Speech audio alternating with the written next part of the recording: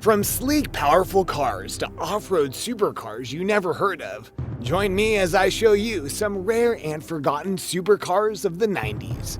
Number 10. Axiom Megatruck. In the mid-90s, the Megatruck was the first and only off-road supercar Axiom, the French company, ever built. You might wonder how it was possible to build a supercar capable of going off-road, but the Axiom managed to produce such a vehicle. They equipped it with an adjustable suspension that owners can transform from a regular sports car into an SUV in a matter of seconds. The complicated system allowed 8 to 13 inches of ride height, and in just one moment, the Megatruck could become a true off-road beast. Behind the driver was a massive 6.0-liter V12 engine from Mercedes-Benz that produced 400 horsepower and powered all four wheels. However, the concept had its drawbacks since the Megatruck was a heavy and big car. It weighed over 2 tons and had a length of over 5 meters, which is more than the Mercedes S-Class. Number 9. TVR Speed 12. TVR, the British sports car company, was famous for producing a series of capable coupes and power roadsters, but never a proper supercar.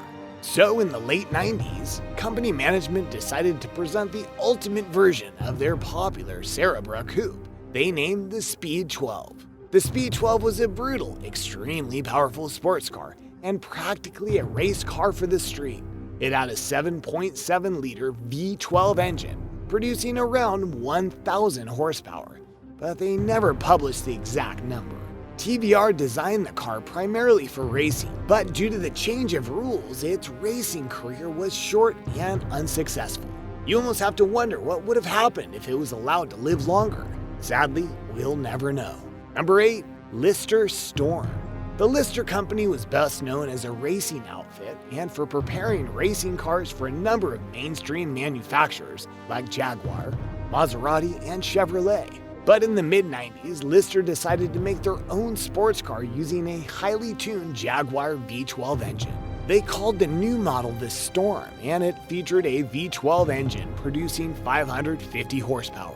The engine displaced 7 liters. They derived it from a Le Mans racer. Lister made their own body, featuring a wider track to accommodate wide tires, as well as lots of scoops and spoilers for better cooling and aerodynamics. At the same time, Lister offered Storm as a passenger car at almost $450,000 and a racing version for private teams. However, despite the brutal power, 4.0 seconds to 60 miles an hour and over 210 miles an hour, only 4 customers ever ordered it. That's pretty sad when the orders can't even reach 10. Number 7. Grifo 90 Concept. The legendary ISO Grifo was the 60s and early 70s left an everlasting mark on the industry. So in the 1990, Pietro Revolta, the son of the founder, presented the Grifo 90 Concept. They built it on a Corvette C4 chassis with a special new body Marcello Gandini, the renowned stylist, designed. Unfortunately, serious financial problems forced the cancellation of the project. Soon the Grifo 90 was forgotten, and that is a big shame, since the Grifo 90 used the Corvette C4 ZR1 running gear and chassis. This meant it had a 405 under the hood and brutal performance numbers. The ISO Grifo body was even a bit lighter than the Corvette, which improved its top speed.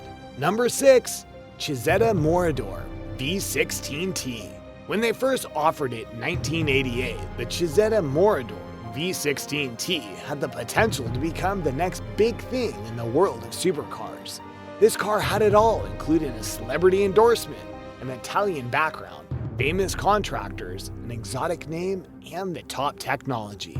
But the main feature of this obscure beast was a monstrous V16 engine made out of 2 flat-plane crank V8 units mounted transversely behind the cabin. The V16 engine had 6 liters of displacement and delivered 560 horsepower, which was a fantastic number for the late 80s. The performance was equally impressive. The V16T could accelerate from 0 to 60 in just 4 seconds, with a top speed of over 200 miles an hour. Even today, those numbers would draw attention from the supercar crowd. The base list price was sky high at close to $300,000.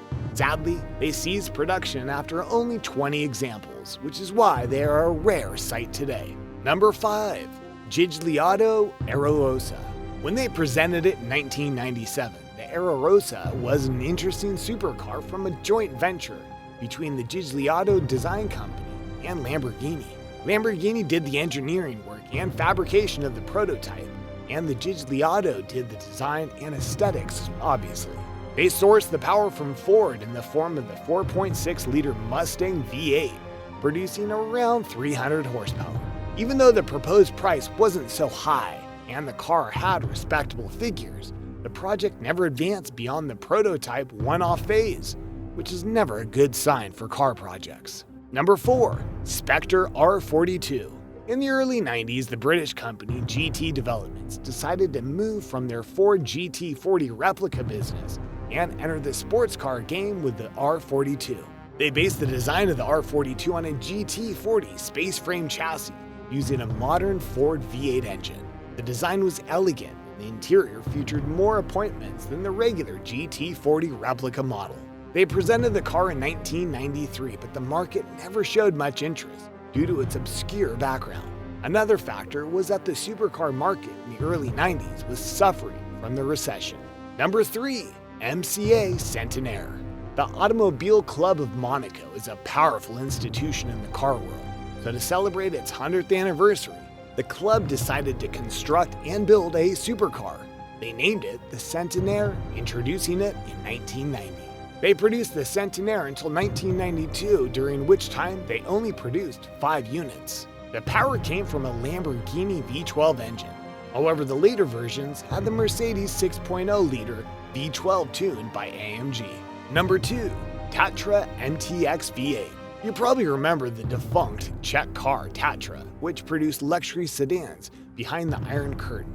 But in 1991, a group of young, talented engineers decided to make a supercar using race technology and a Tatra V8 engine, and the result was the Tata MTX V8. Introduced at the Prague Motor Show, the MTX V8 received many orders, but the product proved to be difficult, so eventually they canceled the product. They only completed 4 cars, so it's a real shame that the MTX V8 never got the chance to race against Ferrari, Porsche, or Maserati. Number 1. Panos Esperante GTR1.